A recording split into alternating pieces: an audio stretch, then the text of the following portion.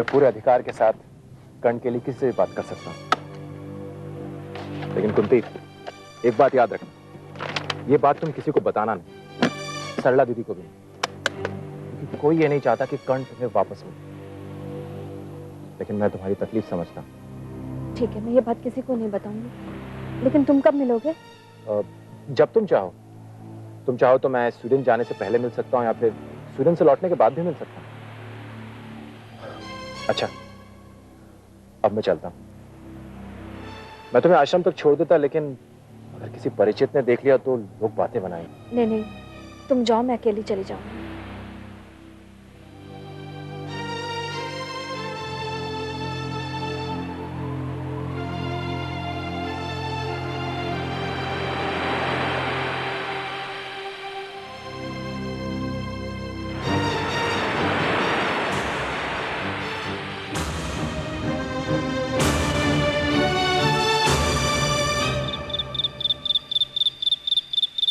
माँ, ये देखो।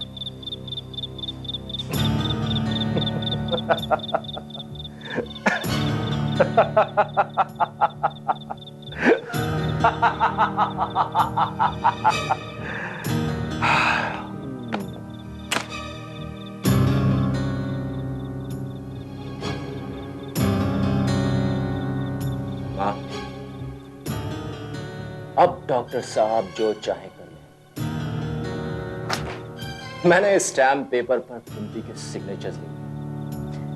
ये तो वाकई तुमने कमाल कर दिया मन। लेकिन ये बताओ कि सिग्नेचर लिए कैसे? बुद्धि और दिमाग से माँ, बुद्धि और दिमाग से। सबसे पहले तो मैंने पुष्पा को पटाया कि मैं कुंती की मदद करना चाहता हूं, मुझे एक बार कुंती से मिलवा दो। मैंने उससे कहा कि मैं कंपनी के काम से स्वीडन जाने वाला हूं, वहां जाकर मैं कुंती के बेटे की तलाश करूंगा। बेचारी ने कुंती के साथ मेरी मीटिंग फिक्स करवा दी। मैं कुंती से मिला, मैंने उसको कहा कि भाई वहां जाकर मैं किस बिहाफ पे बात करूंगा, मुझे एक अथॉरिटी की लेटर दे दो। वो मान गई और बस झट से मैंने इस स्टैम्प पेपर पर उसके सिग्नेचर्स ले लिए। वाह मन वाह, आज तुमने मेरा दिल खुश किया। आज तुमने साबित कर दिया कि तुम मेरे बेटे हो। अब देखना माँ, ना तो कुंती को उसका बेटा मिलेगा और ना ही उसके बाप की जायदाद। मैं अभी डॉक्टर कचेन से कहती हूँ कि वो कुंती की शादी शौक से करें। हमें जो चाहिए था वो मिल गया। नहीं माँ, अभी उनको ये बताने की जल्दबाजी मत करना, क्योंकि ये हुक्म का इक्का है जो वक्त पड़ने पर काम आएगा। हाँ, लगता है पुष्पा आ गई। हाँ।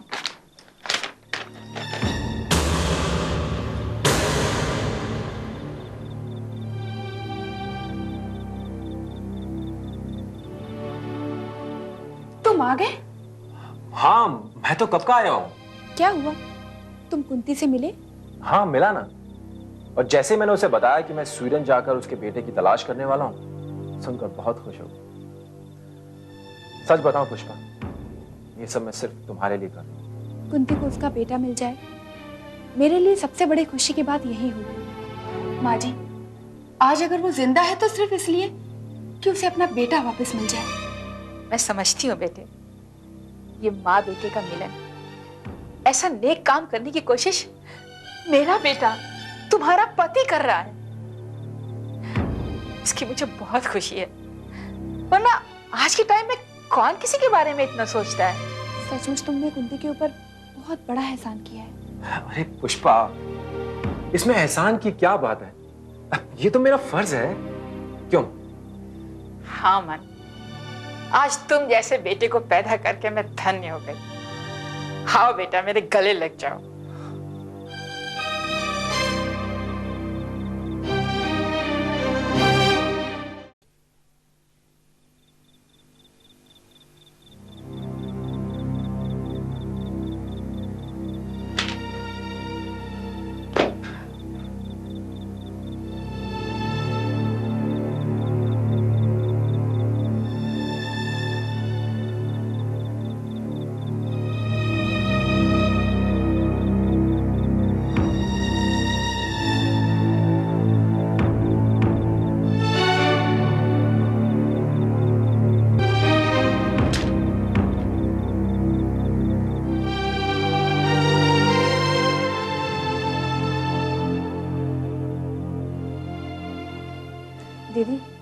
कुंती, तुम कहाँ गई थी? मैंने तुमसे कितनी बार कहा कि आश्रम से बाहर बिना मुझसे पूछे मत जाया करो। सॉरी, लेकिन सरला दीदी, क्या आपने कभी ये बात जानने की कोशिश की कि इस आश्रम को छोड़ने के बाद प्रभा कहाँ है? क्या कर रही है वो? क्यों? क्या हुआ प्रभा को? मैं तो सिर्फ इतना जानती हूँ कि स्वामी जी का आश्रम छोड़कर वो कहीं और रहने गई है और किसी ऑफिस में काम करती है। ऑफिस में काम करने के बहाने वो क्या कर रही है शायद आप नहीं जानती। ऐसा क्या कर रही है वो? अब मैं आपको क्या बताऊं दीदी, लेकिन वो जो कुछ भी कर रही है ठीक नहीं कर रही है।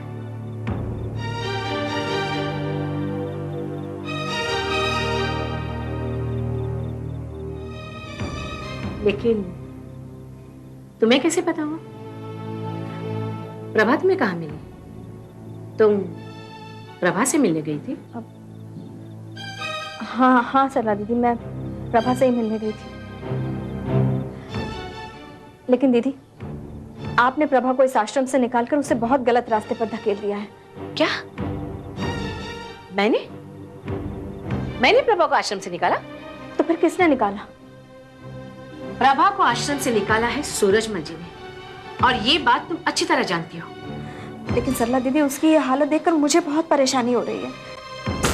ऐसा तुमने क्या देख लिया? तुम साफ साफ बताती क्यों नहीं? उस दिन जब वो आश्रम में आई थी, मुझे तभी उसका रंग ढंग बदला हुआ नजर आ रहा था।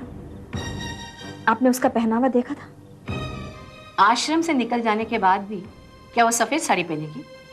वो ऑफिस में काम कर रही है और काम के हिसाब से उसे अपना पहनावा बदलना तो पड़ेगा ही। दीदी, बात सिर्फ इतनी होती तो मुझे हैरानी नहीं होती, लेकिन आज मैंने अपनी आंखों से उसे अपने बॉस के साथ एक होटल में जाते हुए देखा। क्या? हाँ सरला दीदी, फिर जब मैंने उससे पूछा ये सब क्या है प्रभा, तो उसने क्या कहा? वो बोली, यही जिंदगी है, यही सच है, और उसने जिंदगी के साथ समझौता कर लिया।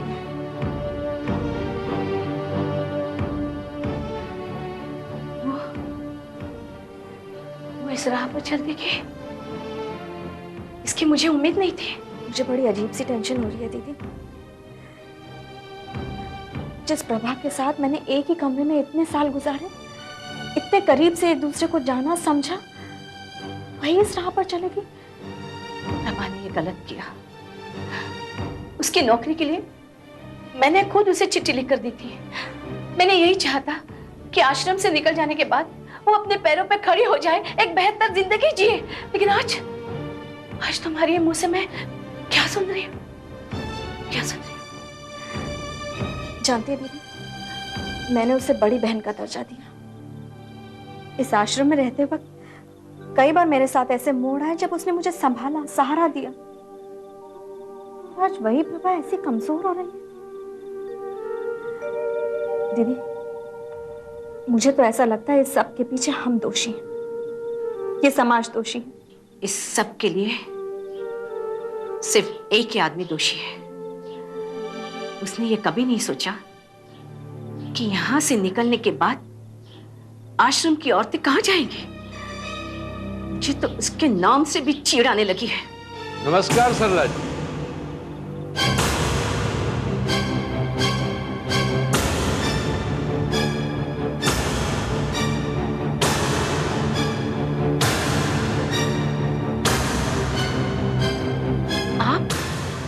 आप मुझे यहां देखकर इतनी हैरान क्यों की?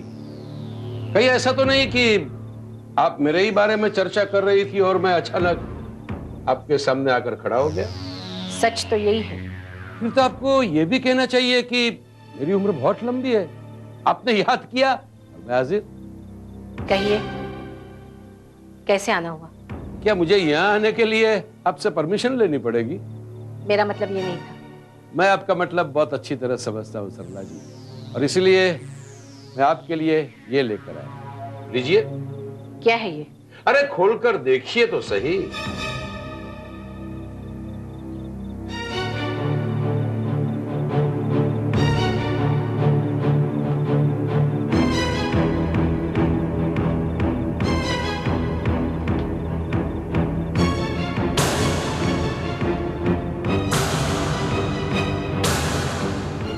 नवजीवन मैरिज ब्यूरो, ये क्या है सूरजमल जी? हाँ, आपने इस आश्रम को मैरिज ब्यूरो बना ही दिया है तो सोचा कि आश्रम का नाम यही रख देना चाहिए। आप मेरा मजाक उड़ा रहे हैं? नहीं नहीं सरला जी, मैं आपके साथ कोई मजाक कैसे कर सकता हूँ। मजाक तो आपने इस आश्रम को बना दिया है। जो आश्रम बेसहारा औरतों को आश्रय देने का ठिकाना था, वहां शादियां रचाई जा रही है। अगर किसी की शादी करा के उसे जिंदगी भर का ठिकाना मिल जाए तो इसमें गलत क्या है? इसलिए तो मैं कहने आया हूँ सरला जी कि ये मैरिज ब्यूरो का बोर्ड यहाँ लटका दीजिए। मुझे बोर्ड लटकाने की कोई जरूरत नहीं है सूरजमल जी। ये सब क्यों हो रहा है? क्योंकि मुझे ढोंग करना नहीं आता। आप इस आश्रम के चेयरमैन हैं, लेकिन आपको कभी इस बात की चिंता हुई है कि इस आश्रम से निकलने के बाद ये औरतें कहाँ जाएंगी? इस आश्रम ने किसी की पूरी जिंदगी का ठेका नहीं ले रखा है सरला जी। तो साफ क्यों नहीं कहते कि इन औरतों की जिंदगी को आपने एक मजाक समझ रखा है? आज आपकी वजह से प्रभा गलत रास्ते पे चली गई है। कौन प्रभा? वही प्रभा जिसे आपने कुछ दिन पहले आश्रम से बाहर निकाल दिया था। आज अगर वो किसी गलत रास्ते पर जाने के लिए मजबूर हो गई है तो उसके लिए दोषी आप है। अगर आपको आश्रम की औरतों से कुछ लेना देना नहीं है तो बंद कर दीजिए ये आश्रम। समाज सेवा के झूठे नाम पर ये झूठा नाटक तो मत खेलिए। अरे मैं तो कब से चाहता हूँ कि आश्रम बंद हो जाए, और ये आश्रम जरूर बंद होगा। मैं एक बार जो फैसला कर लेता हूँ उसे पीछे कभी नहीं आता। लेकिन सरला जी, जब से ये लड़की इस आश्रम में आई है, आपने इस आश्रम को अपनी मन मर्जी का अड्डा बना दिया। लेकिन अब ज्यादा दिन तक चलने वाला नहीं है। अगर आपको शादी ब्याह रचाने का इतना ही शौक है तो निकल जाइए यहां से। सूरजमल जी, जब तक कुंती की शादी नहीं हो जाती मैं यहां से कहीं नहीं जाने वाली। और सवाल रहा शादी का, तो होकर ही रहेगी, देखना आप। अच्छा, इतनी अकड़ है आप में? इन गिरी हुई बेहया औरतों की शादी करा के आप लोगों के घर बर्बाद करना चाहती है?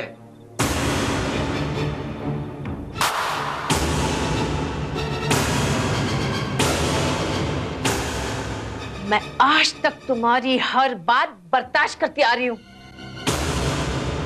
लेकिन अब नहीं। ये जो औरतों की जिंदगी है ना, वो आप जैसे लोगों की वजह से है। आपको ये थप्पड़ बहुत महंगा पड़ेगा सरला जी। देख लेना, मैं छोड़ूंगा नहीं।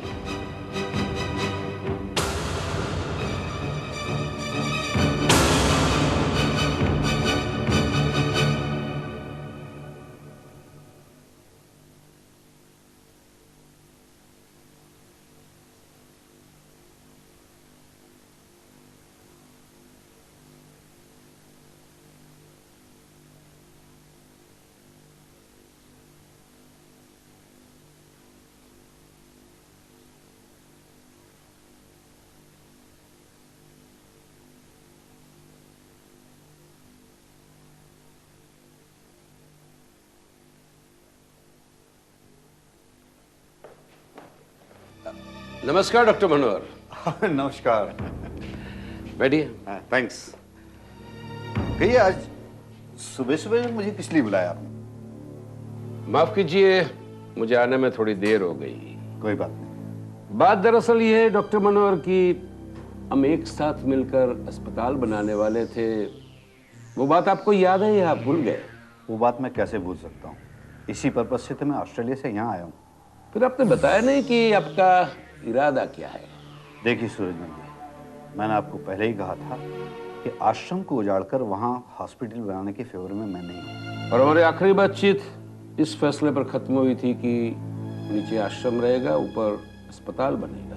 जी हाँ, अगर आप ये मानने को तैयार हैं तो मैं अभी भी उस प्रोजेक्ट पर आपके साथ काम करने को तैयार हूँ। अब मैंने यही बात बताने के लिए आपको आज यहाँ बुलाया है कि अब हम आश्रम हटाकर ही वहां अस्पताल बनाएंगे। इतने साल से आश्रम में रहने वालों को मुफ्त का खाना पीना दिया गया है, जिससे उनकी चर्बी बढ़ गई है। मुझे उनकी चर्बी हटानी है। ये आज आप कैसी बातें कर रहे हैं सूरजमल जी? अभी तो सिर्फ मैं बात कर रहा हूं, लेकिन मेरे दिल को सुकून उसी दिन मिलेगा जिस दिन आश्रम की औरतों के साथ साथ वो सरला सड़क पर भीख मांगती हुई दिखाई देगी। वो अपनी हैसियत भूल गई है डॉक्टर मनोहर।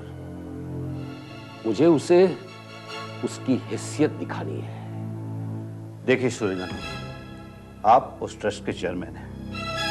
आपको वहां के इंचार्ज के बारे में इस तरह की बातें करना शोभा नहीं देता। और उसे शोभा देता है कि आश्रम के चेयरमैन पर हाथ उठाए।